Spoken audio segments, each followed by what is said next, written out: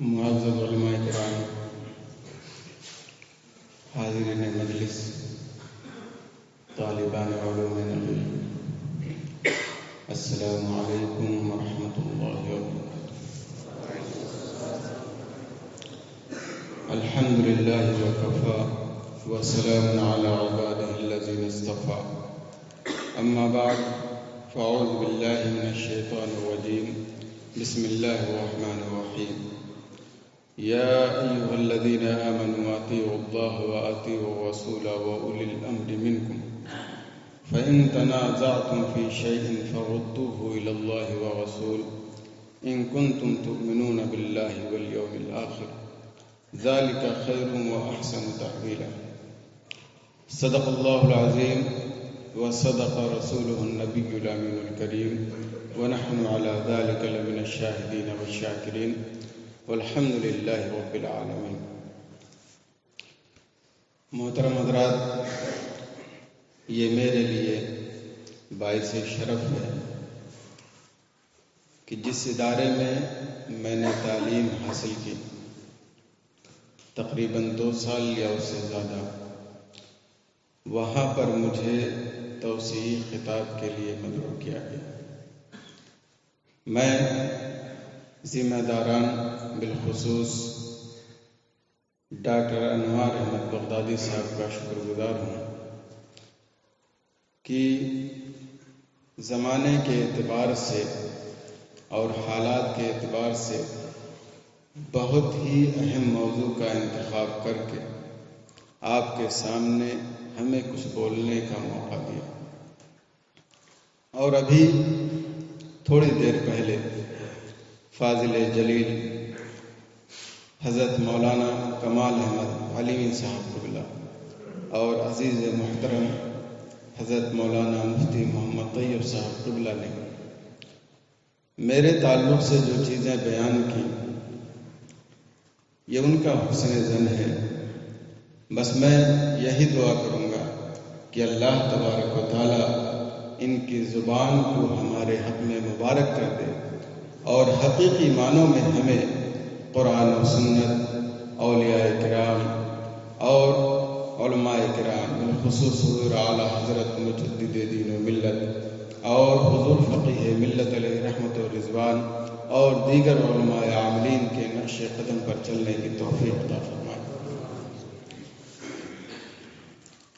ایک بار درود پاک پڑھ لیں۔ اللہم صلی علی سیدنا و مولانا محمد وبارک وسلم صلاۃ و سلام علیک یا رسول اللہ۔ محترم حضرات، یہ بات ہم اور آپ بخوبی جانتے ہیں کہ ہر زمانے کے کچھ خاص تقاضے ہوتے ہیں۔ اگر شرعی دائرے میں رہ کر ان تقاضوں کے مطابق پیش رفت کی جائے تو انسان بہت سارے مشاکل اور پریشانیوں سے دوچار ہونے سے بچ جاتا ہے، اور اگر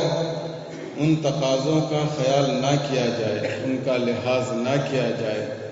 تو ایک انسان بہت ساری پریشانیوں سے دوچار ہو جاتا ہے۔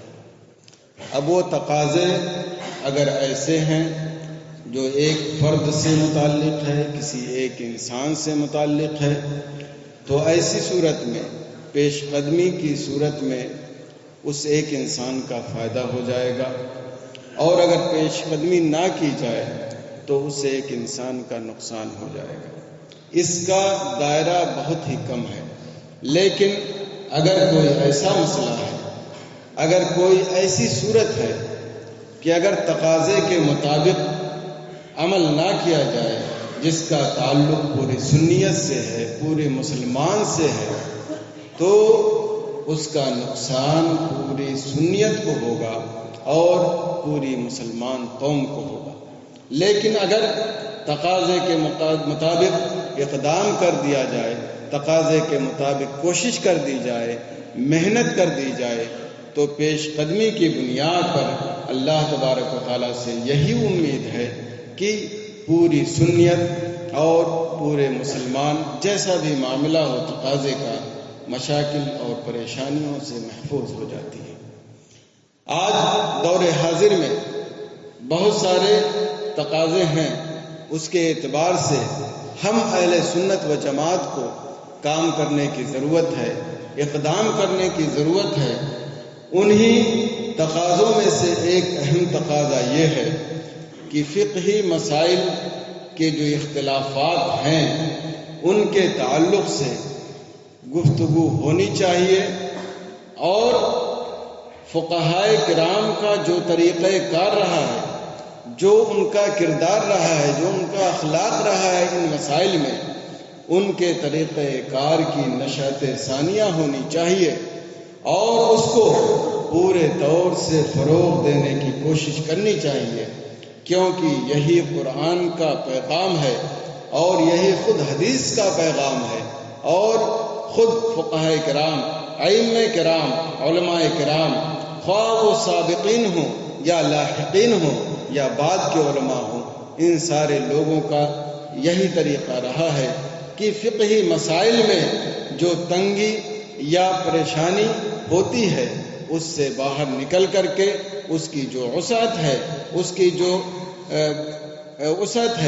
اس کو زیادہ سے زیادہ عام کرنے کی کوشش کی جائے، اس کے مطابق زیادہ سے زیادہ طلباء کو ترغیب دی جائے کہ اس کے مطابق وہ عمل کریں اور اس کے مطابق اپنے ذہن کو بنائے اور اپنے مہن کو بہتر اور اچھا بنانے کی کوشش کریں۔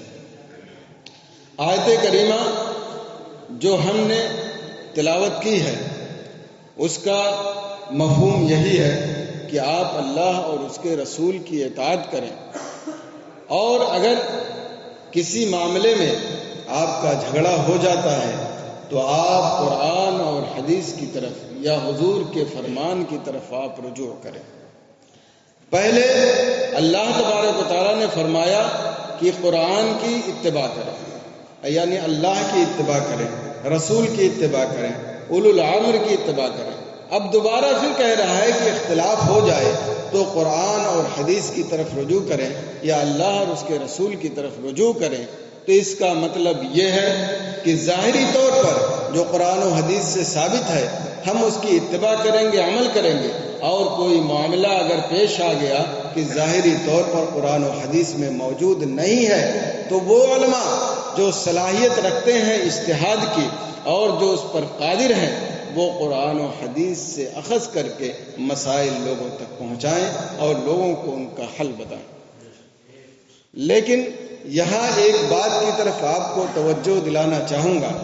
کہ جب ائمہ کرام کا یہ حق ہے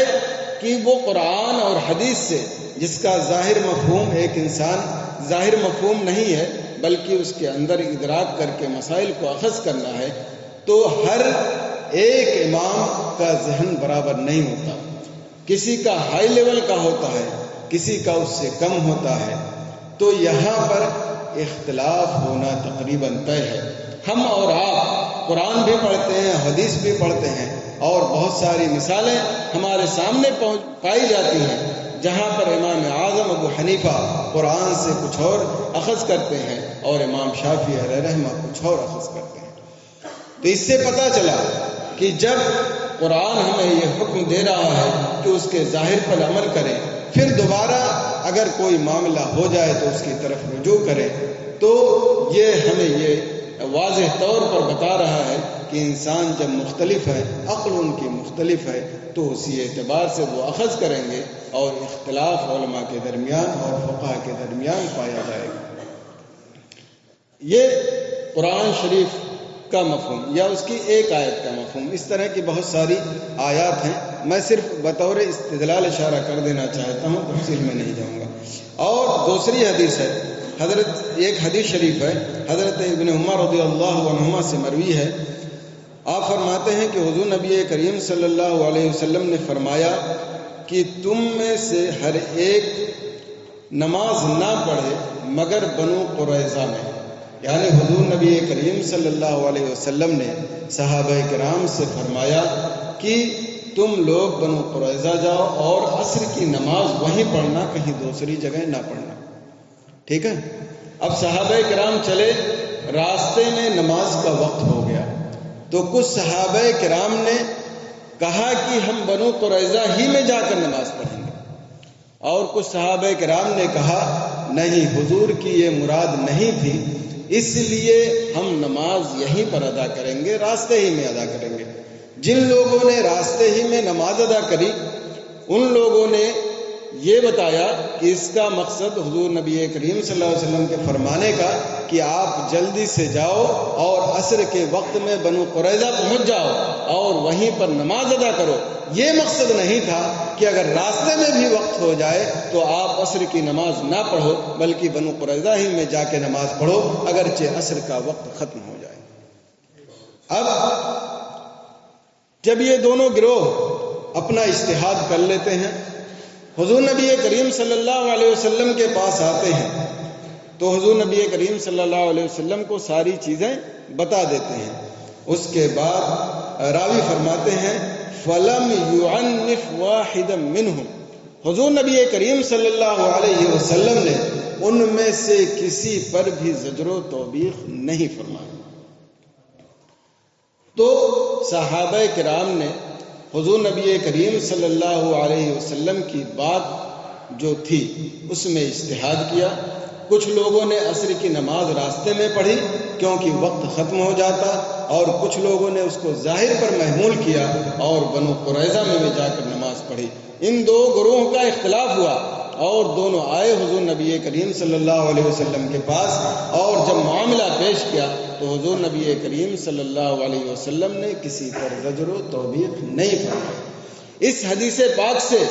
بالکل واضح ہو جاتا ہے کہ ایک مجتہد کو اپنے اجتہاد کی بنیاد پر اختلاف کرنے کا حق ہے، لیکن مقصد اختلاف کرنا نہیں ہوتا ہے بلکہ اللہ کی رضا ہوتی ہے، اور ان کے ذہن اور دماغ کے اعتبار سے حدیث سے جو ثابت ہوتا ہے اس کے مطابق وہ چلنا چاہتے ہیں، اس کے مطابق وہ عمل کرنا چاہتے ہیں۔ اور یہیں پر یہ بات بھی واضح ہو گئی کہ اگر اس طرح کا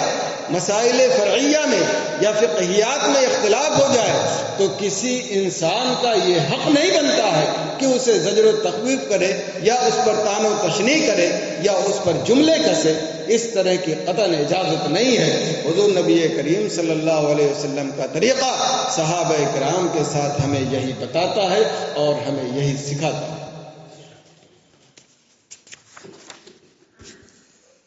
یہ تو قرآن اور حدیث۔ ایک امام شافعی علیہ رحمہ کی مثال آپ کے سامنے پیش کر دیتا ہوں،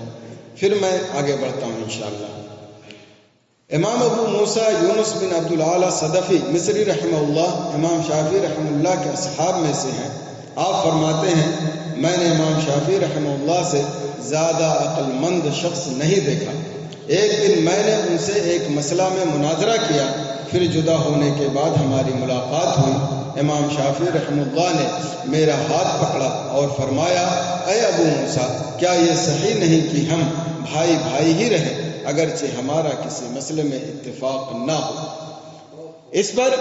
امام شافعی علیہ رحمت رضوان، امام ذہبی علیہ رحمت رضوان فرماتے ہیں امام شافعی رحمہ اللہ کی یہ بات ان کے کمال عقل اور فقہ نفس پر دلالت کرتی ہے۔ رہی بات مسائل میں اختلاف کی تو ایسا زمانے سے ہوتا آ رہا ہے۔ دیکھیے امام شافعی علیہ رحمت و رضوان نے ابو موسیٰ علیہ رحمت و رضوان سے اختلاف کیا، مناظرے ہوئے، بات چیت ہوئی اور اس میں ہر ایک نے اپنی دلیلیں پیش کی، لیکن جب دوبارہ ملاقات ہوئی تو آپ نے اپنے دل کو کشادہ کیا، تنگ نظری کو بیک فٹ پہ ڈالا اور فرمایا اے ابو موسیٰ، اگرچہ ہم مسائل میں اختلاف کرتے ہیں لیکن پھر بھی کیا ہی بہتر ہوتا کہ ہم بھائی بھائی ہی رہیں اور یہ بھائی چارگی کبھی ختم نہ ہو۔ پتہ یہ چلا کہ اگر مسائل میں اختلاف ہو جاتا ہے کسی بنیاد پر، دلیل کی بنیاد پر اور تحقیق کی بنیاد پر، تو کبھی بھی ایک مسلمان کے ساتھ جو بھائی چارگی ہے وہ کبھی ختم نہیں ہونی چاہیے، وہ کبھی اس کو دشمنی میں نہیں بدلنا چاہیے، اور کسی طرح کا کوئی ایسا کمنٹ نہیں پاس کرنا چاہیے جس سے دوسرے عالم کی حد کی عزت ہو۔ امام شافعی علیہ رحمت و رضوان کا طریقہ یہ ہمیں بتاتا ہے اور ہمیں سکھاتا ہے۔ بہرحال قرآن و حدیث اور ائمہ کرام کا طریقہ اگر ہم دیکھیں تو اس سے بالکل واضح ہو جاتا ہے کہ مجتہدین کرام کے درمیان اختلاف ہو سکتا ہے، اور وہ اختلاف زحمت نہیں بلکہ رحمت ہے۔ اب ظاہر سی بات ہے، وہ ان کا زمانہ تھا، اس زمانے میں حالات کے اعتبار سے اختلاف ہوا، لیکن آج کے دور میں مجتہد مطلق نہیں پائے جاتے ہیں، اور اس کے پائے جانے کا ہمارے علماء انکار بھی کرتے ہیں۔ ممکن تو ہے لیکن بہت ٹف ہے، مشکل ہے، نہیں ہو سکتا ہے۔ تو اب جو مسائل درپیش ہوں گے اسے کون حل کرے گا؟ وہی فقہا، وہی علماء کرام جو مجتہدین کرام کے نقش قدم پر چلتے ہیں، جو ان کو اصول و ضوابط کے مطابق اپنے آپ کو ڈھالنے کی کوشش کرتے ہیں، وہی علماء اسے حل کریں گے۔ تو جو قرآن اور جس حدیث اور جس فقیہ کی مثال سے یہ سمجھ میں آتا ہے کہ مجتہدین کرام کے درمیان اختلاف ہو سکتا ہے، اسی طرح جو مقلدین فقہاء ہیں آج کے زمانے میں، ان کے درمیان بھی اصول سے مسائل اخذ کرنے میں، حالات زمانہ کے اعتبار سے مسئلے کو حاصل کرنے میں، اس کا حکم جاننے میں اختلاف ہو سکتا ہے، اور یہ کوئی معیوب چیز نہیں ہے۔ ایک انسان کو اسے کشادہ دل کے ساتھ ایکسیپٹ کرنا چاہیے اور قبول کرنا چاہیے۔ لیکن تقریباً کچھ دہائیوں سے ہمارے اہل سنت و جماعت کے درمیان فقہی مسائل، فروعی مسائل کے اختلاف کی بنیاد پر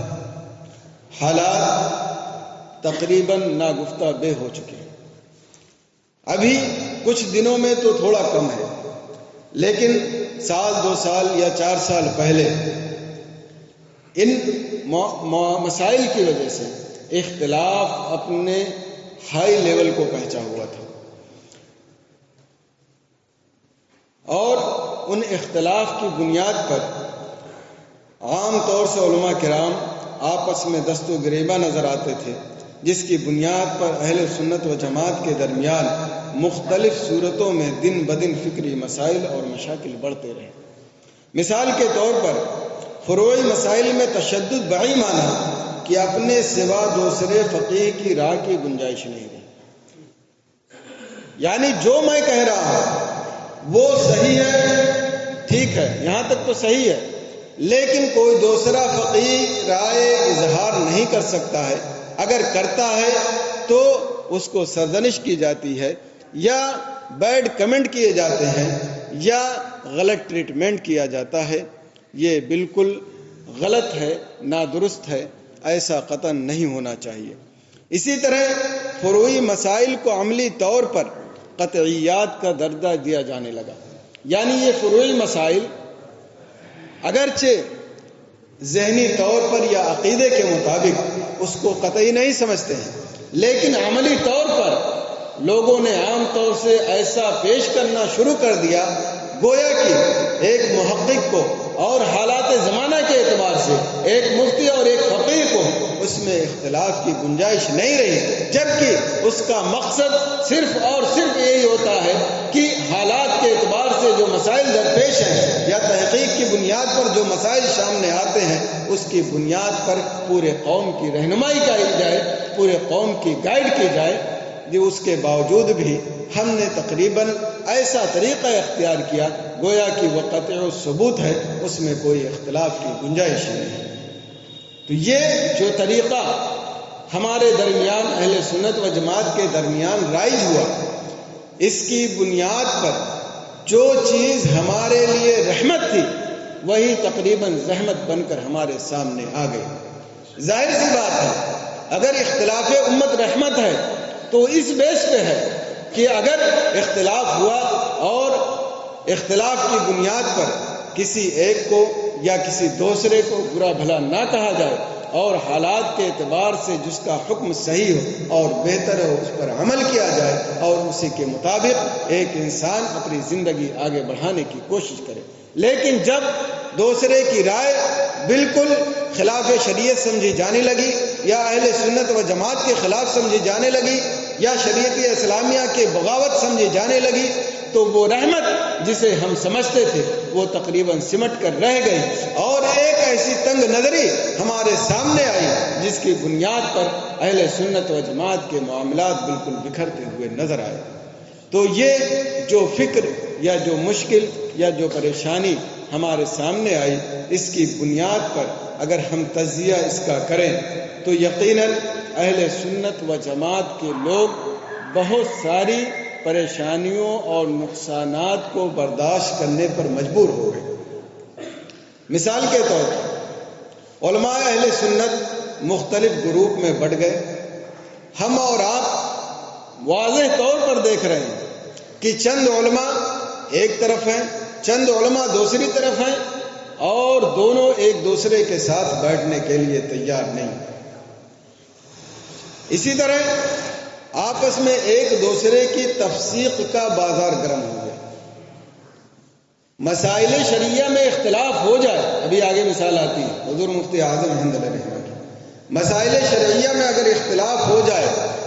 تو کسی بھی شخص کو اس بات کی اجازت نہیں ہے کہ کسی عالم کی یا کسی فقیہ کی وہ تفسیق کرے یا اس کو فاسق و فاجر کہے۔ یہ بہت بڑا جرم ہے، یہ ایک انسان کو، ایک مفتی کو یا فقیہ کو بالکل اجازت نہیں ہے۔ اسی طرح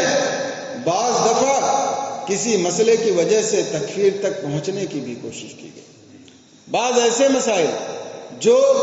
حقیقت میں کفر تک نہیں لے جاتے لیکن لوگ ایسے کمنٹ کرتے ہیں گویا کہ وہ کفر کی حد تک پہنچ گیا۔ فقیہ سنی ہے، عالم دین ہے، اس پر یہ کمنٹ پاس ہوتا ہے کہ ایسا عالم اور مفتی ہے، اگر یہ سجدے میں بھی جا کر اپنی معافی مانگے، دعا کرے تو اس کی دعا قبول نہیں ہے۔ یہ یقیناً بالکل قابل قبول نہیں ہے، اور یہ جس نے بھی کہا، جیسے بھی کہا، کسی بھی صورت میں ایکسیپٹڈ نہیں ہے اور قابل قبول نہیں ہے۔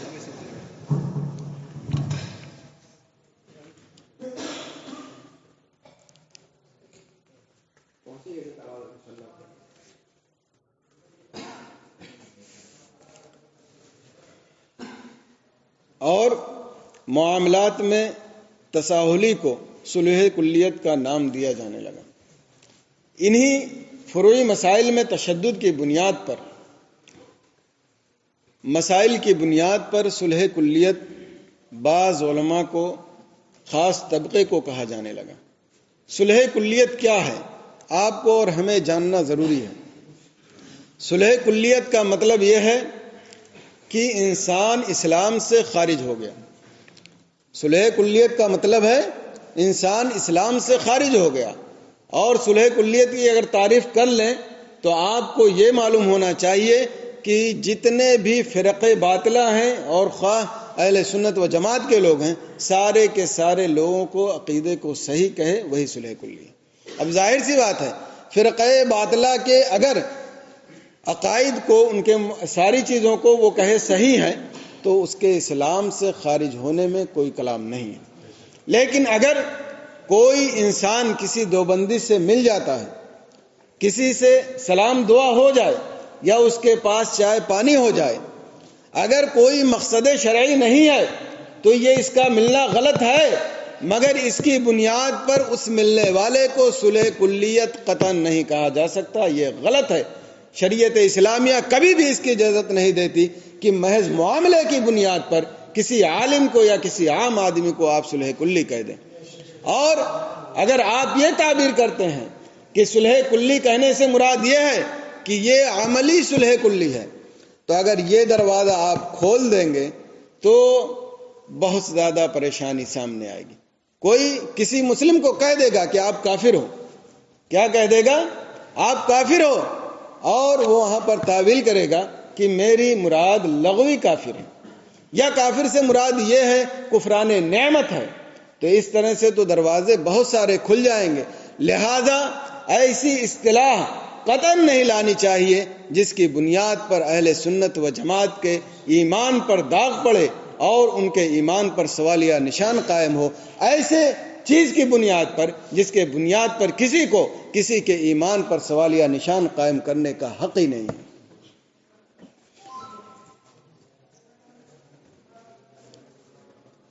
اور اسی طرح سے تعصب و تشدد نے عام طور سے ہر جگہ اپنا پنجہ گاڑ لیا۔ فقہی و خالص علمی مسائل کو عوام کے سامنے اسٹیج پر لا کر جانے انجانے میں اختلاف کو پابہ رکاب ہونے کا راستہ کھول دیا گیا۔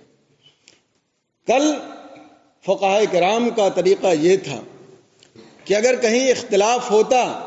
تو زیادہ سے زیادہ رسالے تک محدود ہوتا یا خط وغیرہ کتابت کے ذریعے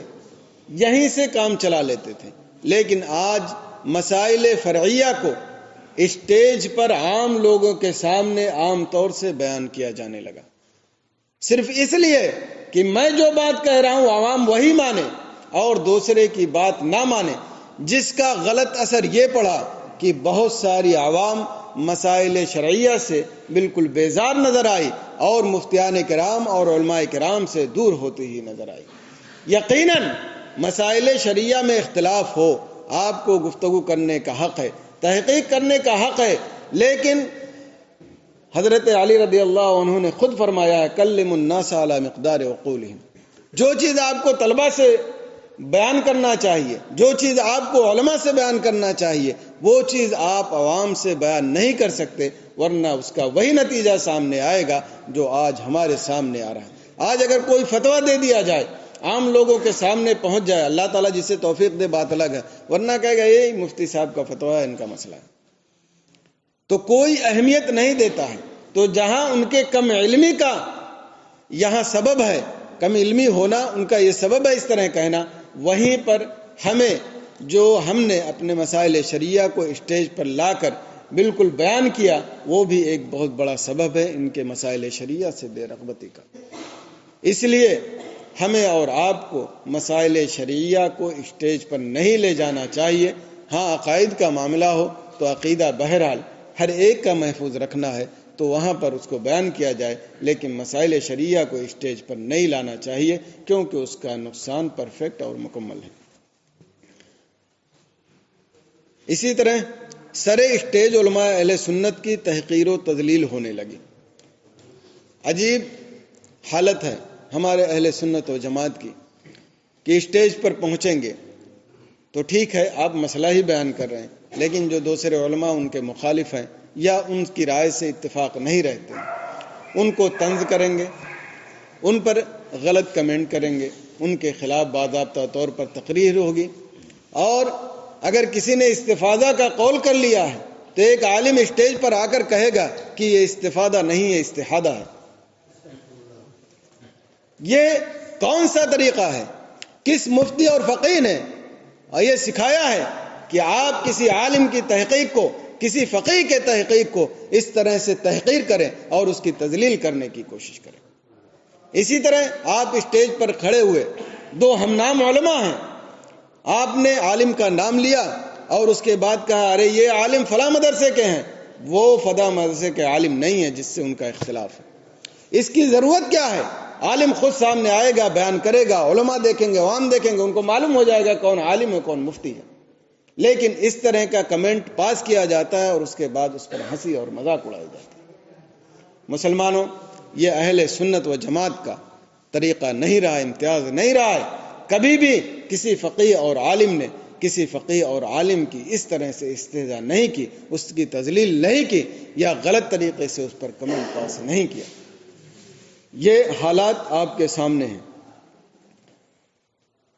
اور اسی طرح سنیوں کے ساتھ دیوبندیوں جیسا برتاؤ کیا جانے لگا۔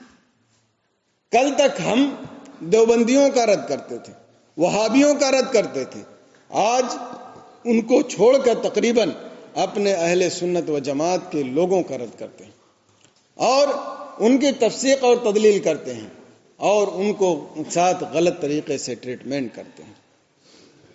تو یہ چیزیں جو ہمارے سامنے ہیں، یقیناً یہ فقہاء کرام کے طریقے سے بالکل ہٹ کر ہے اور اس طرح سے بالکل نہیں ہونا چاہیے، بلکہ ہمیں دیوبندیوں وہابیوں کے جو عقائد ہیں ان کا رد کرنا چاہیے اور اہل سنت و جماعت کے درمیان مسائل کی بنیاد پر جو وسعت ہو سکتی ہے اسے ہمیشہ برقرار رکھنا چاہیے، اس کی بنیاد پر کبھی اپنے اندر تنگی نہیں لانی چاہیے۔ اور اسی طرح سے مسلک اعلیٰ حضرت کی توضیح و تشریح میں حد درجہ تشدد برتا گیا۔ مسلک اعلیٰ حضرت کا بعض لوگوں نے استغلال بھی کیا۔ یعنی کوئی بھی بات ہو جائے تو فلاں مسلک اعلی حضرت کا باغی ہے، فلاں مسلک اعلی حضرت کا خلاف ہے، فلاں مسلک اعلی حضرت کے طریقے پر نہیں چل رہا۔ مسلک اعلی حضرت علیہ رحمت و رضوان جو ہے وہ ہم اور آپ کے سب کے سامنے ظاہر ہے۔ اگر عقائد کی بات کریں گے تو یقیناً اس میں اختلاف کی گنجائش نہیں ہے، لیکن اگر مسائل کی آپ بات کریں گے اور فقہی اختلافات کی بات کریں گے تو حالات زمانہ کے اعتبار سے اس کی گنجائش ہے، تھی اور ہمیشہ رہے گی۔ اب اگر کوئی مسئلے میں اختلاف ہو جاتا ہے تو آپ کہیں کہ یہ مسلک اعلی حضرت کا باغی ہے یا مسلک اعلی حضرت کے خلاف ہے، تو گویا کہ آپ اسے اہل سنت اور جماعت سے خارج کر رہے ہیں، کیونکہ مسلک اعلی حضرت یہ مسلک اہل سنت و جماعت کے جگہ پر ہی بولا جاتا ہے۔ تو آپ نے اگر یہ کہہ دیا کہ یہ مسلک اعلی حضرت کا باغی ہے تو گویا کہ آپ نے اسے اہل سنت و جماعت سے خارج کر دیا، اور یہ مسائل فقہیہ کی بنیاد پر قطعاً نہیں ہو سکتا۔ یعنی کوئی فقیہ، کوئی مفتی مسلک اعلی حضرت یا مسلک اہل سنت و جماعت سے فقہیات میں اختلاف کی وجہ سے کبھی خارج ہو ہی نہیں سکتا، لیکن ہم نے ایسا طریقہ اپنایا کہ ہم نے اپنوں کو مسلک اعلی حضرت اور مسلک اہل سنت سے خارج کرنے کی ناکام کوشش کی۔ یہ بھی نہیں ہونا چاہیے۔ یہ سب اسی فکر کا نتیجہ ہے کہ میں جو کہوں وہی صحیح ہے، اس میں کسی کو اختلاف کی گنجائش نہیں ہے۔ پہلے یہ تھا میں جو کہوں وہ صحیح ہے، دوسرا غلط پر ہے، اور ایسا ہو سکتا ہے کہ وہ بھی صحیح ہو، لیکن آج کیا ہے، میں ہی صحیح ہوں، دوسرا صحیح بھی نہیں ہے، اور اس نے بولا تو اسے بولنے کی اجازت نہیں ہے، اس نے بولا تو اس نے غلط کیا، اسے نہیں بولنا چاہیے۔ یہ نظریہ بالکل فقہاء کرام کا نہیں رہا ہے، اور یہ بالکل فقہاء کرام کے طریقہ کار سے بالکل ٹکراتا ہوا نظر آتا ہے۔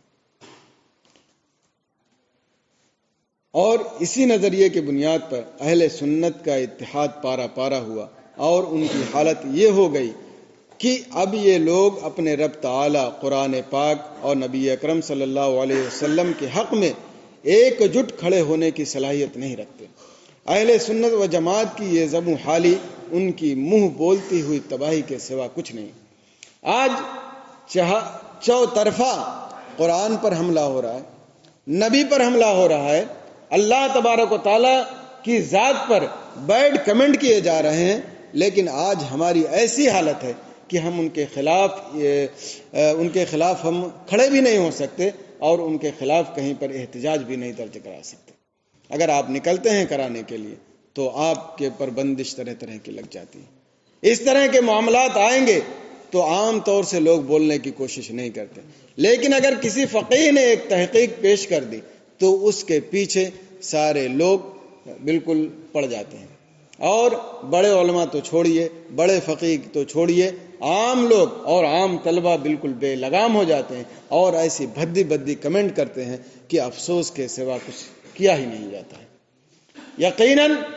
آپ اختلاف کریں، آپ کچھ کہنا چاہتے ہیں تو کہیں، آپ فقیہ کی تحقیق سے نہیں راضی ہیں، ٹھیک ہے، لیکن بیڈ کمنٹ نہ کریں، اس کو آپ دلیل کی بنیاد پر رد کریں، دلیل کی بنیاد پر اس کو سمجھانے کی کوشش کریں، یہی طریقہ ہونا چاہیے۔ تو آج جو ہم نے نظریہ بنایا، جو فکر بنایا، وہ بہت پریشانی کا باعث ہے، اور اس کی بنیاد پر یہ ساری چیزیں ہمارے سامنے آئیں۔ تو ظاہر سی بات ہے، یہ قرآن و حدیث اور فقہاء کرام کا طریقہ یہ ہے، اور پھر ہم نے ایک فکر بنائی جو تنگ نظری کی طرف لے جاتا ہے، اور فقہاء کرام کی جو وسعت ہے اور اسلام کی جو وسعت ہے اس کو ہم بالکل چھوڑتے ہوئے نظر آ رہے ہیں۔ تو اس کا کچھ نہ کچھ تو حل ضرور ہوگا۔ تو حل کیا ہے اس کا؟ تو دو لفظوں میں اگر کہنا چاہیں تو اس کا حل یہی ہے کہ قرآن و حدیث اور فقہاء کرام نے جو مسائل فقہیہ میں وسعت رکھی ہے اس کو ہم برقرار رکھیں، اور فقہاء کرام اور علماء کرام نے جو طریقہ کار اپنایا ہے، جو طریقہ کار اختیار کیا ہے،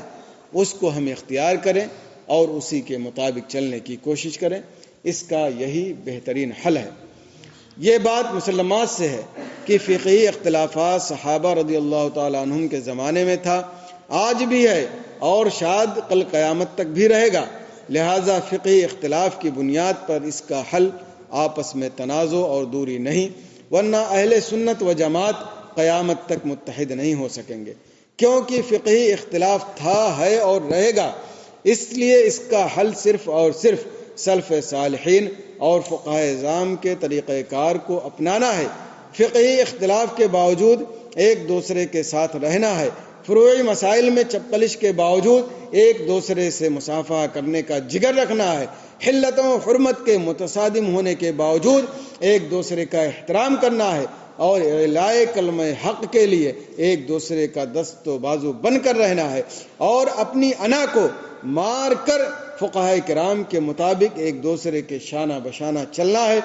اس حل کی چند جھلکیاں آپ فقہائے متقدمین اور متاخرین کے اعلیٰ کردار کی صورت میں ملاحظہ کر سکتے ہیں۔ یعنی اس کا حل صرف اور صرف یہی ہے، جب اختلاف تھا اور ہے اور جب تک دنیا رہے گی فرعی مسائل میں اختلاف ہوتا رہے گا، تو اگر ہم اس تنگی کو برقرار رکھیں، اس تشدد کو برقرار رکھیں اور فرعی مسائل کی بنیاد پر ایک دوسرے سے ملے نہیں، ایک دوسرے کے پاس بیٹھے نہیں، ایک دوسرے سے مصافحہ نہ کریں، تو اس کا مطلب یہ ہے کہ اہل سنت و جماعت قیامت تک اسی طرح منتشر رہیں گے۔ اور یقیناً قرآن اور حدیث اور علماء اور فقہا اسی کی دعوت دیتے ہیں کہ ہمیں منتشر نہیں ہونا ہے، ہمیں متفرق نہیں ہونا ہے، بلکہ ہمیں جٹ کر رہنا ہے۔ تو جٹ کر رہنے کے لیے اور ایک ساتھ رہنے کے لیے فقہائے کرام کی وسعت کو قبول کرنا پڑے گا اور اپنے عملی کردار میں اس کو اتارنا پڑے گا، اور ان اختلاف کے باوجود بھی اپنے مسلمان فقیہ اور اپنے مسلمان بھائی سے گلے مل کر رہنا ہوگا۔ انشاءاللہ یہ جو تشدد ہے اور یہ جو تنگ نظری ہے یہ دھیرے دھیرے بالکل ختم ہو جائے گی، اور ایک دن ایسا آئے گا کہ ہم اہل سنت و جماعت عقیدے کی بنیاد پر اور تحفظ ناموس رسالت کی بنیاد پر ہمیشہ ایک جگہ کھڑے نظر آئیں گے، اور جو بھی معاملہ ہوگا انشاءاللہ اس کو ہینڈل کرنے کی بھی پورے طور سے کوشش کر سکیں گے۔ میں یہاں پر متقدمین کے ایک دو اقوال پیش کر دیتا ہوں، اس کے بعد اعلیٰ حضرت علیہ رحمت و رضوان اور مفتی اعظم علیہ رحمت و رضوان اور دیگر علماء کرام کی خود مثالیں پیش کر دوں گا۔ متقدمین کو پیش کروں گا تو لوگ یہ کہہ سکتے ہیں کہ بعد میں تو ایسا نہیں تھا، لیکن میں متقدمین کی بھی پیش کروں گا مثالیں، اور یا کہہ لیجئے سابقین اور لاحقین دونوں لوگوں کے ذریعے کچھ ایسی مثالیں پیش کروں گا جو آپ کے ذہن و دماغ میں بالکل واضح طور پر جاگزی ہو جائے گا، اور آپ یہ ایکسیپٹ کرنے پر انشاءاللہ مجبور ہو جائیں گے کہ شریعت اسلامیہ میں مسائل فقہیہ کے تعلق سے جو وسعت ہے، یقیناً اگر اس کو اختیار کر لیا جائے تو اہل سنت و جماعت کے درمیان بہت سارے اختلافات بالکل ختم ہو جائیں گے۔ آپ ہم اور سارے لوگ یہ جانتے ہیں کہ لیڈر جو ہوتا ہے وہ بہت اہمیت کا حامل ہوتا ہے، اور ایک مسلمان کا لیڈر ایک عالم اور ایک مفتی ہی ہوتا ہے۔ اب اگر وہی دستوں گریباں ہوں، وہی آپس میں تشدد برتیں، وہی آپس میں تنگ نظری دکھائیں، وہی آپس میں اس حد تک اختلاف کر لیں کہ ایک دوسرے کے ساتھ بیٹھنا گوارا نہ ہو، تو ان کے ماننے والے ایک دوسرے کے ساتھ کیسے بیٹھ سکتے ہیں، ایک دوسرے کے ساتھ کیسے رکھ سکتے ہیں؟ اور اپنے اہل سنت و جماعت کے مقابل جو فرقہ باطلہ ہیں یا جو مذہب مخالف ہیں، ان کے سامنے ہم کیسے بالاتفاق کھڑے ہو سکتے ہیں اور ان کا مقابلہ کر سکتے ہیں؟ یقیناً جب تک یہ چیز رہے گی شاید ہم کبھی ایک ساتھ کھڑے نہ ہو سکیں۔ اس لیے فقہائے کرام کے نظریہ کو ہمیں اپنانے کی ضرورت ہے اور ان کو عام طور سے رائج کرنے کی ضرورت ہے، تاکہ تنگ نظری دور ہو، وسعت قلبی پیدا ہو، اور سارے لوگ اہل سنت و جماعت کے لوگ ہر جگہ ہر مکان پر جہاں بھی ان کو اکٹھا ہونا ہو بآسانی اکٹھا ہو سکے۔ آپ دیکھیں، احمد بن حفص سعدی رحمہ اللہ کہتے ہیں، میں نے امام احمد بن حنبل رحمہ اللہ کو فرماتے ہوئے سنا، اسحاق جیسی ذات پل عبور کر کے خراسان اب تک نہیں آئی، اگرچہ وہ بہت سارے مسائل میں ہمارے مخالف تھے، اس میں کوئی تعجب کی بات نہیں، کیونکہ بعض علماء بعض کی مخالفت کرتے آ رہے ہیں۔ آپ ذرا دیکھیں امام احمد بن حنبل اسحاق بن راہویہ کے بارے میں کیا کہتے ہیں۔ ان سے کئی مسائل میں آپ کا اختلاف ہے، اس کے باوجود آپ کہہ رہے ہیں کہ خراسان میں اسحاق بن راہویہ جیسا علمی پیمانہ رکھنے والا اب تک نہیں آیا، اور اگرچہ مسائل میں ہمارے درمیان اختلاف ہے، لیکن علماء بعض کی بات سے مخالفت کرتے رہتے ہیں۔ اس واقعہ سے ہمیں کچھ چیزیں سیکھنے کو ملتی ہیں۔ سب سے پہلا یہ کہ ایک فقیہ کا دوسرے فقیہ سے ایک دو مسئلے میں نہیں بلکہ کئی مسائل میں اختلاف ہو سکتا ہے۔ ان مسائل میں اختلاف کے باوجود مخالف کی عزت و احترام اور تعریف و توصیف کو بالائے طاق نہیں رکھا جائے گا۔ مسائل میں اختلاف کوئی تعجب کی بات نہیں، ایسا صحابہ کرام رضی اللہ تعالی عنہم کے دور سے ہوتا آ رہا ہے۔ یعنی امام احمد بن حنبل علیہ رحمت و رضوان نے امام اسحاق بن راہویہ سے بہت سارے مسائل میں اختلاف کیا، لیکن آپ ان کا جملہ نوٹ کریں کہ خراسان میں اسحاق بن راہویہ جیسا کوئی عالم اب تک نہیں آیا۔ یہ بہت بڑی تعریف ہے کہ اختلاف کے باوجود آپ اسحاق بن راہویہ کی اتنے بے لاگ تبصرے کے ذریعے آپ ان کی تعریف و توصیف کرتے ہوئے نظر آئے۔ اس کا مطلب یہ ہوا کہ ایک انسان اگر ایک انسان سے فقہی مسائل میں اختلاف کر لے تو اس کی تعریف و توصیف ہونے میں جو اس کا حق ہے ضرور ادا کرنا چاہیے اور اس کو قطعاً ختم نہیں کرنا چاہیے۔ لیکن آج اختلافات ایسے ہیں ہمارے درمیان اسی مسائل فرعیہ کی بنیاد پر کہ ہم ایک دو جملہ کسی کی تعریف تو چھوڑیے، ہم ان کی تضلیل کرنے کی کوشش کرتے ہیں اور ان کو جڑ سے اکھاڑ کر پھینکنے کی کوشش کرتے ہیں، اور جتنا بھی ممکن ہوتا ہے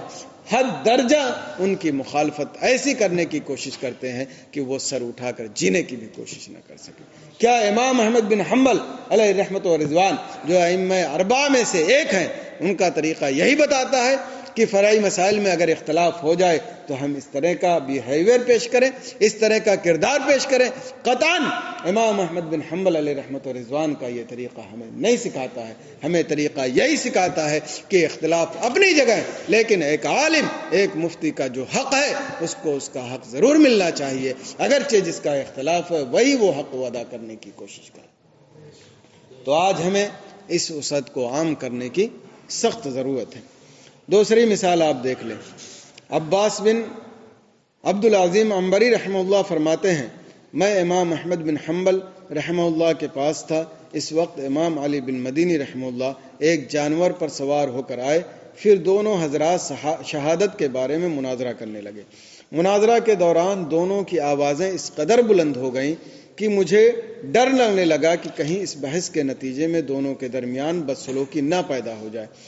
امام احمد رحمہ اللہ کی رائے یہ تھی کہ جو جنگ بدر اور صلح حدیبیہ میں شریک ہوئے وہ بالیقین جنت میں جائیں گے، اور اسی طرح سے وہ لوگ جن کے تعلق سے حدیث مرفوع وارد ہے وہ بھی جنت میں یقینی طور پر داخل ہوں گے۔ اور امام علی رحمہ اللہ اس کے منکر تھے، یعنی علی بن مدینی علیہ رحمۃ رضوان منکر تھے، یعنی آپ یہ کہنا چاہتے تھے کہ جنت میں جا سکتے ہیں لیکن یقینی طور پر ہم یہ حکم نہیں لگا سکتے۔ امام احمد بن حنبل کیا کہتے تھے کہ یقینی طور پر جنت میں جائیں گے، اور امام علی بن مدینی علیہ رحمۃ رضوان کہتے ہیں کہ جنت میں جا سکتے ہیں، یقینی ہم کوئی فیصلہ نہیں کر سکتے۔ اس طرح سے اختلاف ہوا اور باقاعدہ مناظرہ ہوا۔ بہرحال مناظرہ کے بعد جب امام علی بن مدینی رحمہ اللہ لوٹنے کا ارادہ کیا تو امام احمد رحمہ اللہ نے ان کے جانور کے ذہن کو تھام لیا۔ ذرا دیکھیں امام احمد بن حنبل علیہ رحمت و رضوان کے کردار کو کہ امام علی بن مدینی علیہ رحمت و رضوان سے مخالفت ہوئی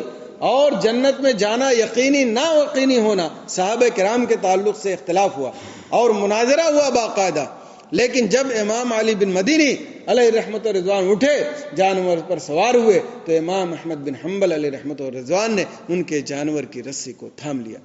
یہ انکساری اور عاجزی کا اعلیٰ درجہ ہے جس کی بنیاد پر اللہ تبارک و تعالیٰ نے ان ائمہ کرام کو ایسی بلندی عطا فرمائی جس کا ہم اور آپ اندازہ نہیں لگا سکتے۔ اور ایسا کیوں نہ ہو کہ حضور نبی کریم صلی اللہ علیہ وسلم ارشاد فرماتے ہیں، من تواضع للہ رفعہ اللہ، جس نے اللہ اور اس کے رسول کی رضا کے لیے تواضع کی اللہ تبارک و تعالیٰ اسے بلندیاں عطا فرما دیتا ہے۔ تو امام احمد بن حنبل علیہ رحمت و رضوان کا امام علی بن مدینی سے اختلاف ہوا، مناظرہ ہوا، لیکن آپ نے تواضع اور انکساری کا وہ کردار ادا کیا جو آج آپ کو چراغ لے کر ڈھونڈے بھی تو شاید آپ کو نہیں ملے گی۔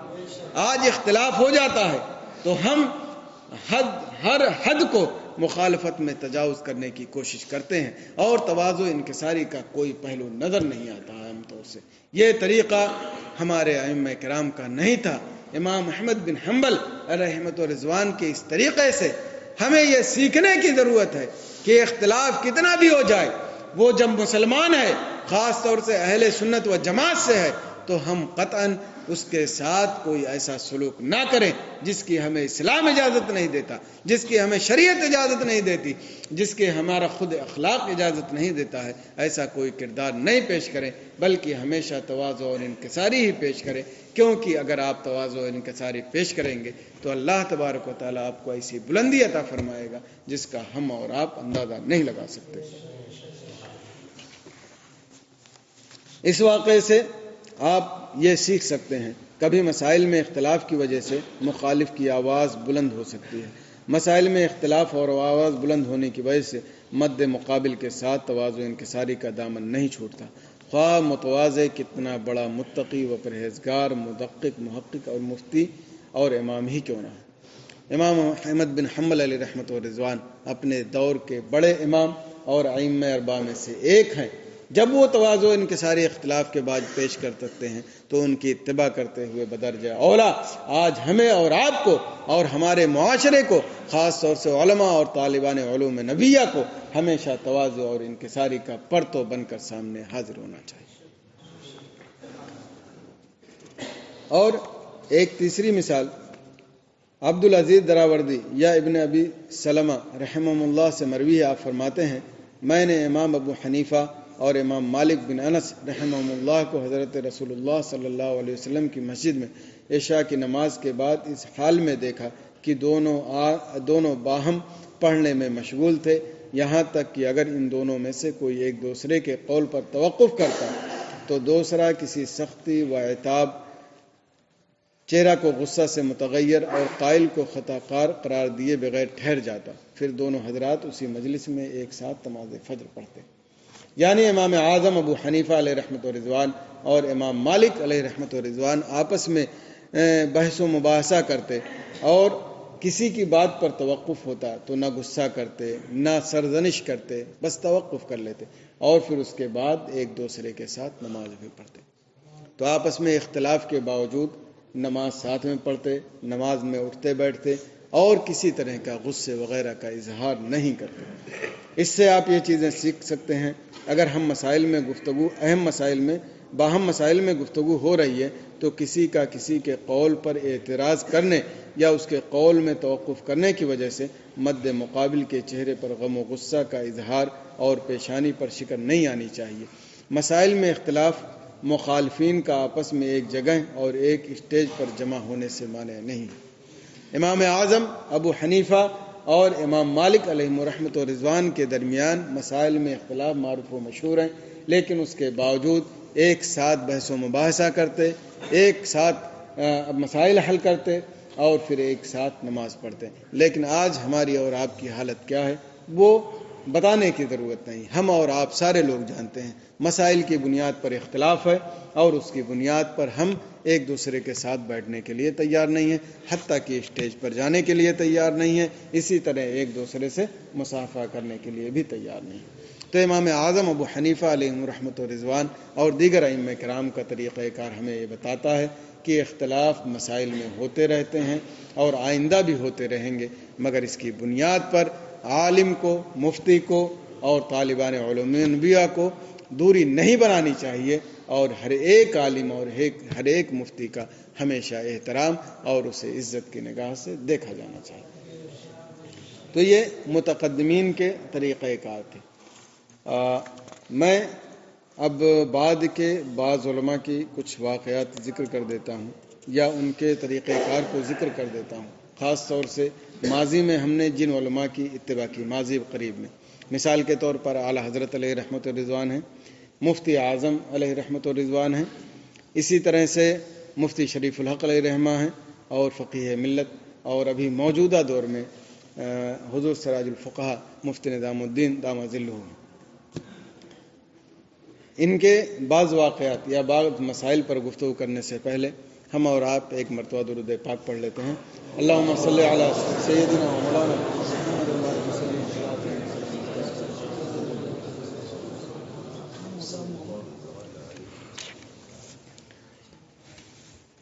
ایک مسئلہ دو خطبے کے درمیان ہاتھ اٹھا کر دعا کرنے کا ہے۔ اس میں اعلیٰ حضرت علیہ رحمت و رضوان کی رائے یہ ہے کہ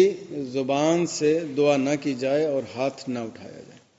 لیکن بہت سارے علماء کرام نے کہا کہ دعا کر سکتا ہے اس طرح۔ اعلیٰ حضرت علیہ رحمت و رضوان نے ارشاد فرمایا کہ اس کی بنیاد پر آپس میں اختلاف یا انتشار یا اس طرح کا کوئی ماحول بنانا قطعاً درست نہیں۔ تو یہ بھی فرعی مسائل ہیں۔ اس کی بنیاد پر اعلیٰ حضرت علیہ رحمت و رضوان نے فرمایا کہ اس کی بنیاد پر ہمیں آپس میں دوری بنانے کی اجازت نہیں ہے، یا اس کو انتشار اور اختلاف کا سبب بنائیں، اس کی بھی قطعاً اجازت نہیں ہے۔ اور اعلیٰ حضرت علیہ رحمت و رضوان کے استاذ شیخ زینی دہلان علیہ رحمت و رضوان، جو بہت بڑے عالم اور محقق اور مدقق گزرے ہیں، آپ ایمان ابو طالب کے قائل تھے کہ ایمان ابو طالب کے قائل تھے۔ اعلیٰ حضرت علیہ رحمت و رضوان کس بات کے قائل تھے؟ ایمان ابو طالب کے قائل نہیں تھے، ٹھیک ہے۔ اور شیخ زینی دہلان کا اس طرح سے اعلیٰ حضرت علیہ رحمت و رضوان سے، یا کہہ لیجئے اعلیٰ حضرت علیہ رحمت و رضوان کا شیخ زینی دہلان سے اختلاف تھا۔ اگر اس کو آپ گہرائی سے دیکھیں تو ایک طرح سے ایمان کا مسئلہ ہے کہ ابو طالب یہ مومن تھے یا نہیں تھے، ٹھیک ہے۔ شیخ زینی دہلان نے تحقیق کر کے پیش کی کہ وہ مومن تھے، اور اعلیٰ حضرت علیہ رحمت و رضوان نے اپنی تحقیق پیش کی کہ وہ مومن نہیں تھے۔ اس کے باوجود اعلیٰ حضرت علیہ رحمت و رضوان نے شیخ زینی دہلان علیہ رحمت و رضوان کو استاد بنایا۔ اگر ہم صرف اعلیٰ حضرت علیہ رحمت و رضوان کے اسی ایک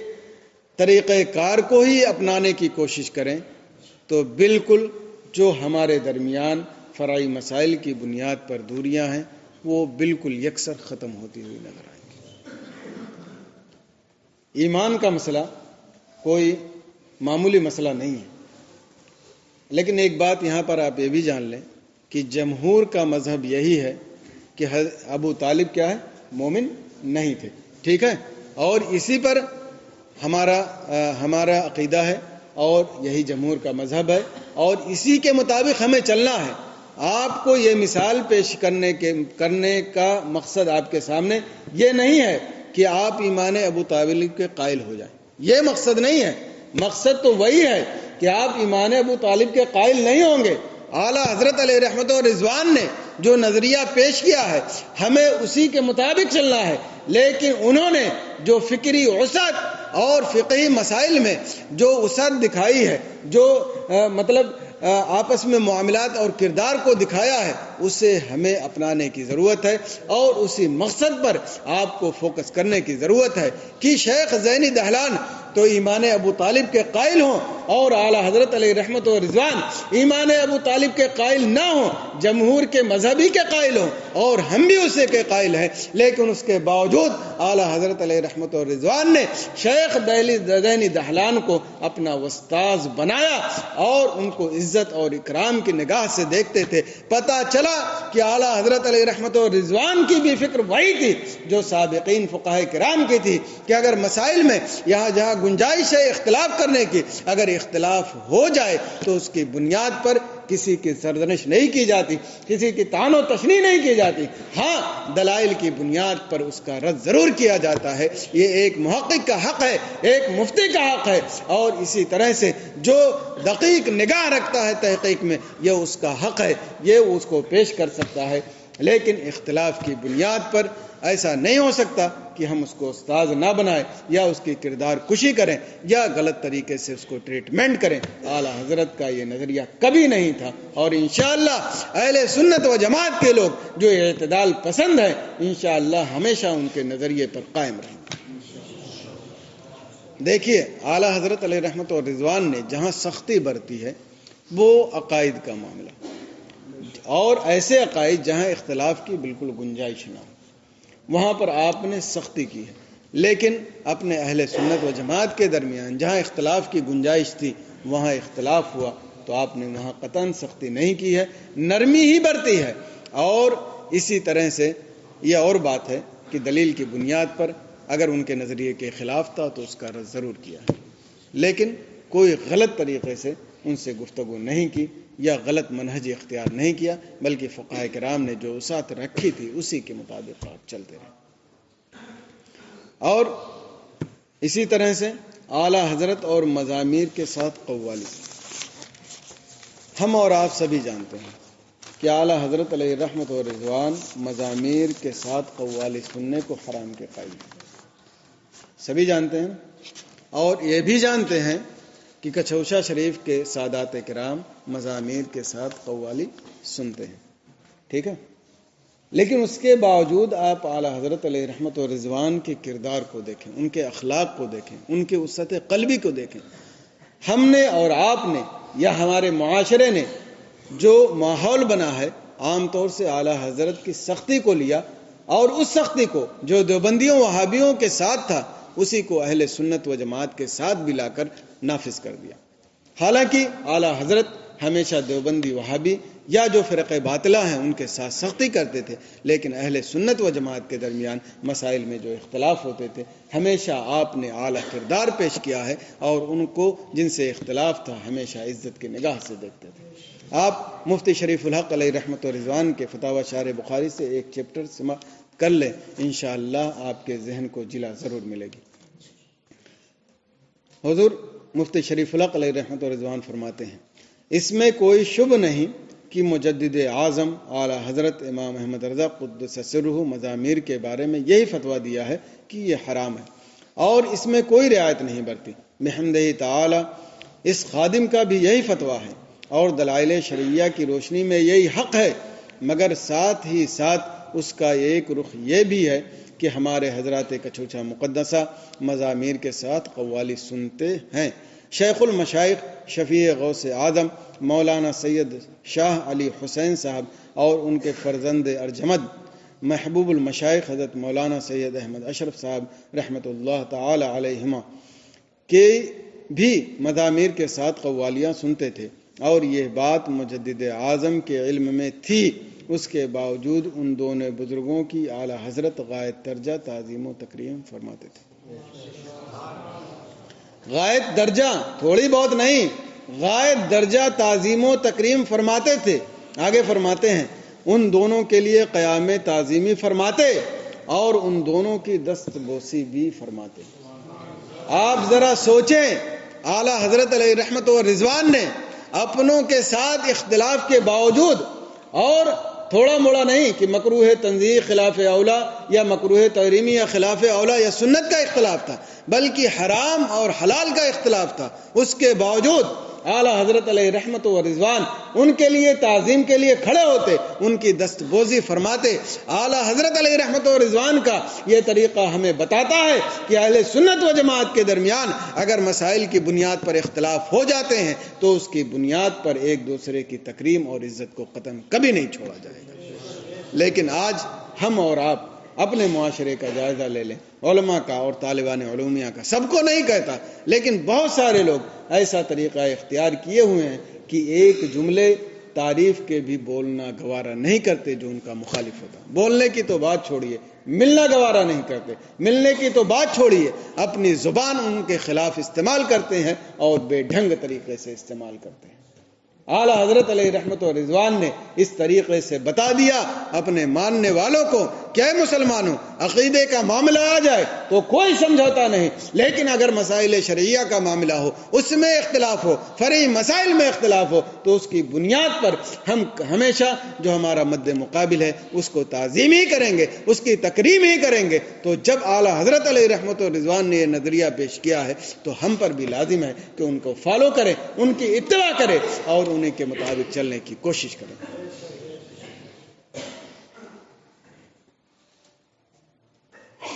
اور بلکہ ثانی ذکر کو اپنی خلافت سے بھی نوازا، یعنی محبوب المشائخ حضرت مولانا سید اشرف میاں علیہ رحمہ کو آپ نے خلافت سے بھی نوازا۔ کیا فرعی مسائل کی بنیاد پر جو ہم نے ماحول آج بنا رکھا ہے،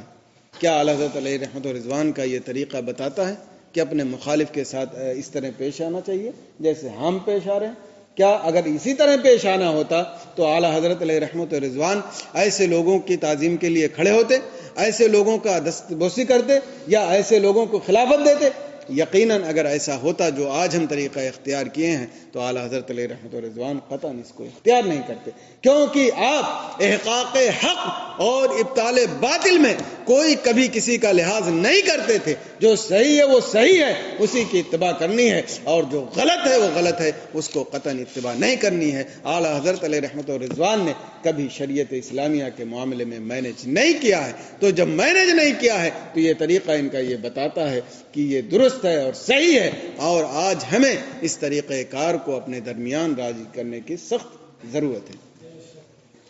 اعلیٰ حضرت کے دونوں صاحبزادگان حضرت حجت الاسلام حضرت مفتی اعظم ہند رحمہ اللہ تعالیٰ کا یہی طریقہ کار تھا۔ میں نے خود اپنی آنکھ سے دیکھا ہے کہ حضرت مفتی اعظم ہند حضرت محدث اعظم ہند مولانا سید محمد صاحب رحمۃ اللہ علیہ کے لیے قیام تعظیمی فرماتے اور ان کی دستبوسی فرماتے، اپنے یہاں جلسوں میں مدعو فرماتے، ان کے ساتھ بیٹھ کر اسٹیج پر تقریر کراتے، عرس رضوی میں بھی یہی حال ہوتا۔ حلت و حرمت کا اختلاف ہے، اسٹیج پر ان سے تقریر کرائی جا رہی۔ آج لوگ یہ سوچتے ہیں کہ جس کا مجھ سے اختلاف ہو ہمارے ساتھ اسٹیج پر بیٹھے ہی نہیں، آئے نہیں تو خیریت نہیں۔ اس طرح کا معاملہ بہت ساری جگہوں پر، سب کو نہیں کہہ رہا، بہت ساری جگہوں پر اس طرح کا معاملہ ہے، یا ایسا طریقہ پیش کرتے ہیں کہ لوگ چھوڑ کے چلے جائیں۔ تو یہ طریقہ اعلیٰ حضرت علیہ رحمت و رضوان کا نہیں تھا۔ اعلیٰ حضرت علیہ رحمت نے اتنی وسعت ظرفی دکھائی ہے، اور آج ہم اتنی تنگی دکھا رہے ہیں کہ جس کی کوئی انتہا ہی نہیں۔ تو حقیقت یہ ہے کہ اعلیٰ حضرت علیہ رحمت و رضوان کی سختی کو بھی لینا ہے اور ان کی وسعت کو بھی لینا ہے۔ جہاں سختی کی ضرورت ہے وہاں سختی کی جائے گی، اور جہاں وسعت کی ضرورت ہے وہاں وسعت رکھی جائے گی۔ اس کو تنگی میں نہیں بدلا جائے گا، اور اگر کوئی بدلنے کی کوشش کرتا ہے تو ہم اس کی توڑ اس طرح سے پیش کریں گے کہ تعلیمان علوم نبیہ بھی اعلیٰ حضرت کے طریقے پر چلیں، اور علماء کرام بھی ان کے طریقے پر چلیں، اور اعلیٰ حضرت کے نظریے کو زیادہ سے زیادہ عام کیا جائے، تاکہ تنگ نظری اہل سنت و جماعت کے درمیان اس طرح کی پیدا نہ ہونے پائے۔ اور مفتی اعظم ہند اور مزامیر کے ساتھ قوالی اور سجدہ تعظیم۔ مزامیر کے بارے میں تو آپ جانتے ہیں کہ ہم لوگ حرمت کے قائل ہیں، اسی طرح سجدہ تعظیمی کے تعلق سے ہم اور آپ جانتے ہیں کیا ہے، حرام ہے۔ جمہور کا یہی مذہب ہے، لیکن آپ پہلے چیپٹر سن لیں حضور مفتی اعظم ہند کا فتاوی مصطفیہ سے۔ قوالی مع مزامیر ہمارے نزدیک ضرور حرام و ناجائز و گناہ ہے، اور سجدہ تعظیمی بھی ایسا ہی ہے۔ یعنی مفتی اعظم ہند علیہ رحمت و رضوان کیا فرماتے ہیں کہ مزامیر کے ساتھ قوالی سننا حرام ہے، اسی طرح سجدہ تعظیمی بھی حرام ہے۔ ان دونوں مسئلوں میں بعض صاحبوں نے اختلاف کیا ہے، اگرچہ وہ لائق التفات نہیں، مگر اس نے ان مبتلاؤں کو حکم فسق سے بچا دیا ہے جو ان مخالفین کے قول پر اعتماد کرتے اور جائز سمجھ کر مرتکب ہوتے ہیں۔ اگرچہ شرعاً ان پر دوہرا الزام ہے، ایک ارتکاب حرام کا، دوسرا اسے جائز سمجھنے، خلاف قول صحیح جمہور چلنے کا۔ تو یہاں پر آپ دیکھیے حضور مفتی اعظم ہند علیہ رحمت و رضوان مزامیر کی حرمت کے قائل ہیں، اسی طرح سے سجدہ تعظیمی کی حرمت کے قائل ہیں، لیکن ساتھ میں جو لوگ جواز کے قائل ہیں ان کو بچا بھی رہے ہیں۔ فاسق تو کہنے کی دور بات ہے، ان کے لیے فسق بھی نہیں مان رہا۔ ہو سکتا ہے کہ عمل فسق ہو لیکن کرنے والا فاسق نہ ہو، لیکن یہاں پر حضور مفتی اعظم ہند علیہ رحمت و رضوان ایسے لوگوں کے لیے فسق بھی نہیں مان رہا۔ تو پہلے تو آپ یہ طے کر لیں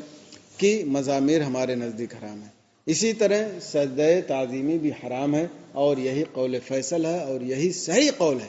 لیکن اب کچھ لوگ چونکہ سجدہ تعظیمی کے جواز کے قائل ہیں، اسی طرح سے مزامیر کے قائل ہیں، اور وہ اہل سنت و جماعت ہی سے ہیں۔ حضور مفتی اعظم ہند علیہ رحمت و رضوان فرماتے ہیں مگر اس نے ان مبتلاؤں کو حکم فسق سے بچا دیا۔ یہاں پر حضور مفتی اعظم ہند علیہ رحمت و رضوان نے جو جواز کے قائل ہیں سجدہ تعظیمی یا مزامیر کے تعلق سے، ان کو بتا رہے ہیں کہ ان کے نقش قدم پر چل کے وہ فسق سے بچ گئے۔ تو حضور مفتی اعظم ہند علیہ رحمت و رضوان نے یہاں پر واضح کر دیا کہ فروعی مسائل میں اگر اختلاف ہو جائے تو فاسق اور کافر ہونے کی تو دور بات ہے، اس کے لیے فسق بھی نہیں مانا جائے گا۔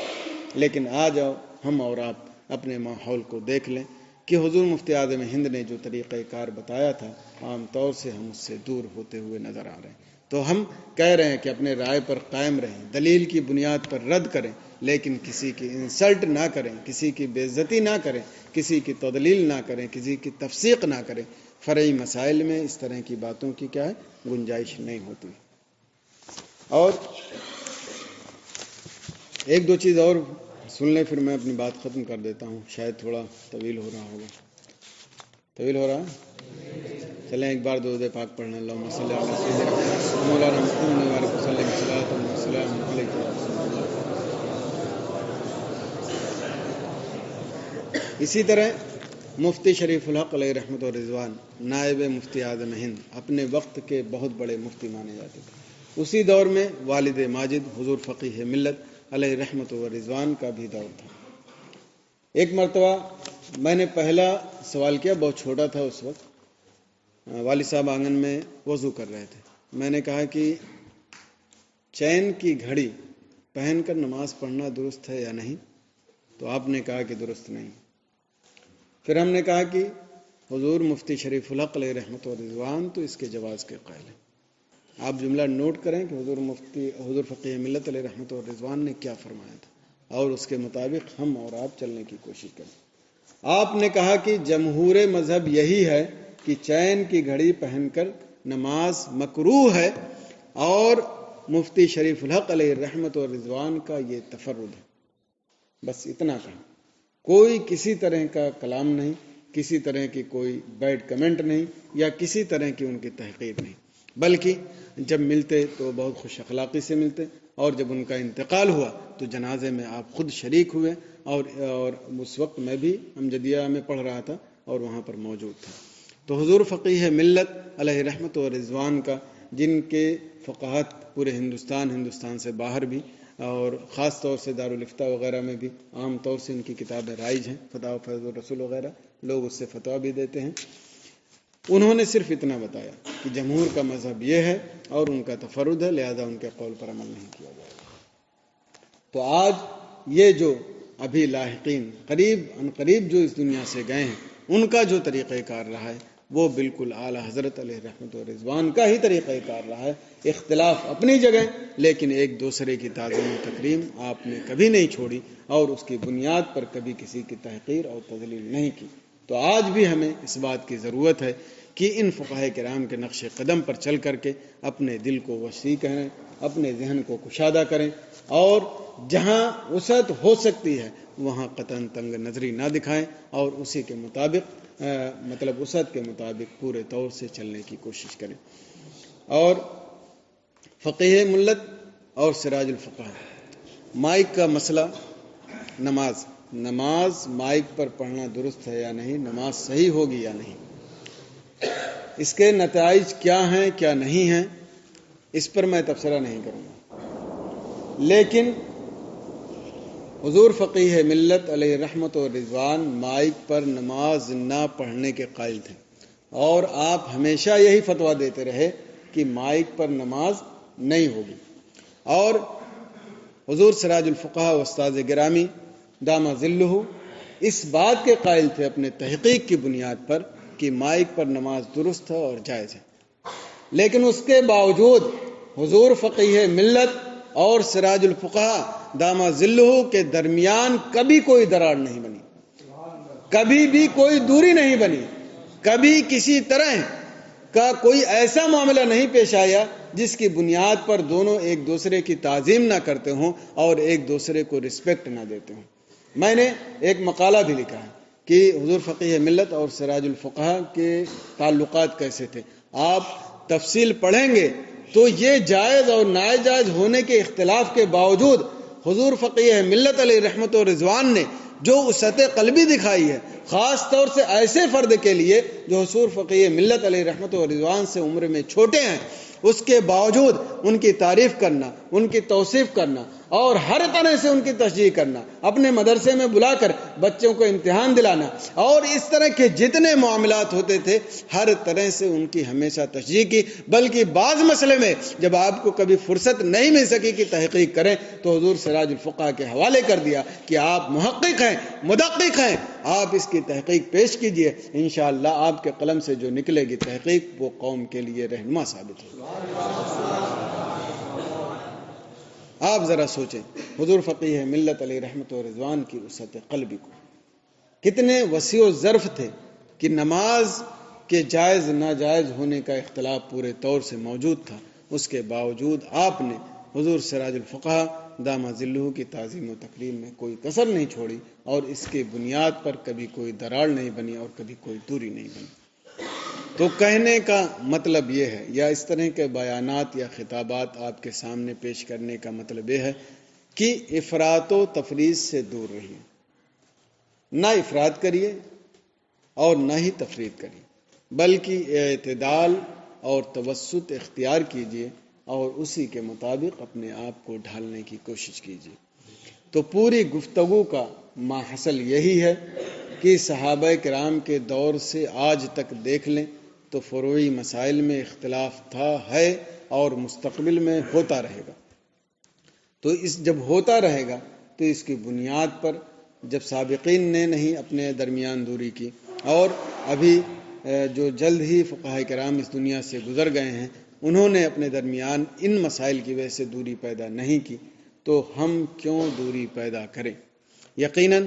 اگر ہم دوری پیدا کریں گے تو ہم ان فقہاء کرام کے طریقے پر چلنے والے نہیں ہیں، اور اگر ہم دوریوں کو ختم کر کے مل جل کے رہیں گے تو انشاءاللہ صحیح معنوں میں ہم حضور اعلی حضرت مجدد دین و ملت اور بعد کے فقہاء کرام بلکہ صحابہ کرام اور ائمہ کرام کے طریقے پر چلنے والے ہوں گے۔ تو آج ہمیں اس فکر کو زیادہ سے زیادہ عام کرنے کی ضرورت ہے اور وسعت دینے کی ضرورت ہے۔ تو یہ ہیں فروعی مسائل میں ہمارے فقہاء سابقین و لاحقین کے آداب اختلاف کی ایک جھلک، ایک طریقہ کار، ایک عمدہ کردار۔ لیکن آج فروعی مسائل میں اختلاف کی وجہ سے ہم میں سے بہت سے لوگوں کا کیا حال ہے؟ مخالف پر طعن و تشنیع کرنا، اس کا مجمع عام میں استہزاء کرنا، اس کا مذہب اہل سنت سے ہونے کو مشکوک بتانا، اس کے اسلام و ایمان پر سوالیہ نشان قائم کرنا، بلکہ اس کا خاتمہ بالخیر نہ ہونے کا قول کرنا۔ یہاں تک بعض لوگ پہنچ گئے ہیں کہ مسائل میں اختلاف کی وجہ سے اس کے خاتمہ بالخیر پر بھی سوالیہ نشان قائم کر رکھا ہے۔ آپ ذرا سوچ لیں کہ جو نظریہ ہم نے قائم کیا اس کی بنیاد پر ہمارا ماحول یا ہمارا معاشرہ کہاں تک پہنچ گیا ہے۔ آج وہابی دیوبندی نیچری وغیرہ کو چھوڑ کر سارا زور قلم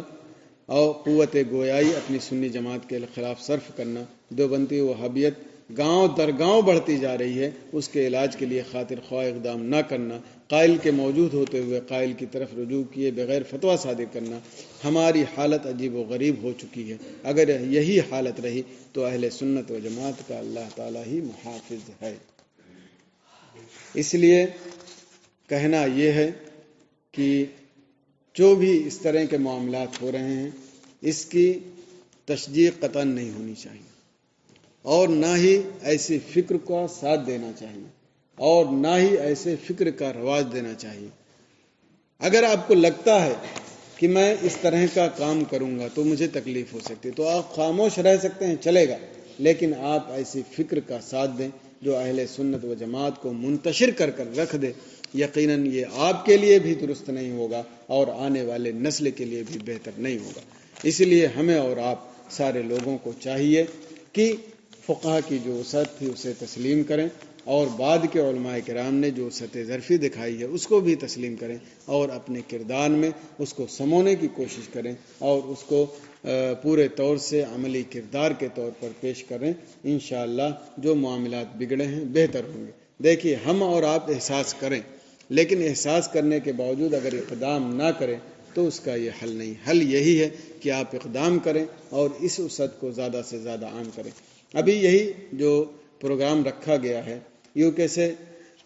مفتی محمد نظام الدین صاحب، انہوں نے باقاعدہ مجھے میسج کیا اور کہا کہ یہ بہت ہی اچھا کام ہو رہا ہے اور اس طرح کی فکر کو زیادہ سے زیادہ رواج دینے کی ضرورت ہے اور عام کرنے کی ضرورت ہے. اور انہوں نے اس وقت ایک مسئلہ بھی پیش کیا، میں اس کو بس اشارہ کر دیتا ہوں کہ حضور اعلیٰ حضرت علیہ رحمت رضوان قائل تھے کہ رکوع سے پہلے دعائے قنوت پڑھی جائے، اور کچھ علماء قائل تھے کہ رکوع کے بعد دعائے قنوت پڑھی جائے، لیکن اعلیٰ حضرت علیہ رحمت رضوان نے فرمایا کہ اس کی بنیاد پر ان کے پیچھے نماز نہ پڑھی جائے، ایسا نہیں ہو سکتا. تو اس طرح سے بہت سارے علماء کرام کو احساس ہے، لیکن احساس کے ساتھ ہمیں اقدام کرنے کی ضرورت ہے، محنت کرنے کی ضرورت ہے اور رائج کرنے کی ضرورت ہے اس فکر کو، تاکہ ہمارے معاملات جتنے بگڑ چکے ہیں مزید اب نہ بگڑیں. اور اس طرح کی فکر رکھنے والوں کو اگر ہم سمجھا سکتے ہیں تو سمجھانے کی کوشش کریں، ورنہ ان کا قطعاً ساتھ نہ دیں، تاکہ جو مسائل فرعیہ کی بنیاد پر وسعت ظرفی تھی وہ قائم رہے اور آئندہ قوم کے لیے کوئی تباہی اور پریشانی کا سبب نہ بنے، اور اہل سنت و جماعت کے لوگ متحد اور متفق ہوں اور کوئی معاملہ ہو تو بالکل اس کی ڈٹ کر کے مقابلہ کرنے کے لائق ہوں. آج اہل سنت و جماعت کی حالت ایسی ہے کہ 10 100 50 کہیں ادھر منتشر ہیں، کہیں ادھر منتشر ہیں، کہیں ادھر منتشر ہیں، اور ہم کو زیادہ یہی سمجھ میں آتا ہے کہ اگر علماء کرام مسائل فرعیہ میں جو اختلاف ہے اگر اسٹیج پر لا کر اس کو اتنا رواج نہیں دیتے تو یہ علماء کرام اتنے منتشر نہیں ہوتے. لہٰذا آپ سے اور تمام علماء کرام سے یہ ریکویسٹ ہے کہ فقہاء کرام نے جو اپنی وسعت ظرفی دکھائی ہے اس کو ایکسیپٹ کریں، اس کو قبول کریں اور اس کے مطابق چلیں. میں اپنی بات اس حدیث شریف پر ختم کر دیتا ہوں کہ حضرت ابو ہریرہ رضی اللہ عنہ سے روایت ہے، رسول اکرم صلی اللہ علیہ وسلم نے فرمایا، من حسن اسلام المرء ترکہ ما لا یعنی، اسلام کی عمدگی سے ہے کہ انسان فضول باتوں کو چھوڑ دے. تو اس طرح کی جو باتیں ہوتی ہیں وہ یقیناً قابل ستائش نہیں ہوتی ہیں. ہر ایک انسان کو تنگ نظری کو چھوڑ دینا چاہیے اور فقہاء کرام کی وسعت ظرفی کو قبول کرنا لینا چاہیے. میں یہ شعر کہہ دینا چاہتا ہوں کہ میں نے مانا کہ میری آواز نہیں جائے گی، میں نے مانا کہ میری آواز نہیں جائے گی، دور دیوار سے ٹکرا کر پلٹ آئے گی. اب بھی موقع ہے اندھیروں کا، کرو کوئی علاج، ورنہ یہ نسل اجالوں کو ترس جائے گی، ورنہ یہ نسل اجالوں کو ترس جائے گی. بولنے میں کوئی غلطی ہوئی ہو تو اللہ تبارک و تعالیٰ اسے معاف فرمائے. وما علینا الا البلاغ. السلام علیکم ورحمۃ اللہ وبرکاتہ.